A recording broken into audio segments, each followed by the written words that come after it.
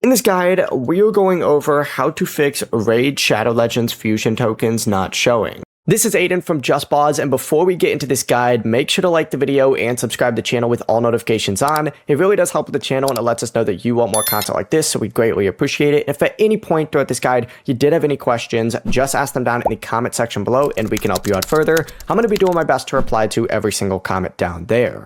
Now, fusion tokens are only earned by fully completing an eligible limited time fusion event without changing its target champion. Starting the fusion, collecting some fragments, or completing a permanent fusion will not give you a token, but essentially what you need to do is just earn the featured champion, restart raid, and then open up the portal, and then of course from here go to the active limited time fusion event. Look for the option to change the target champion where your available fusion token balance should appear, and you will of course not receive a token if you did swap the target champion during the fusion event.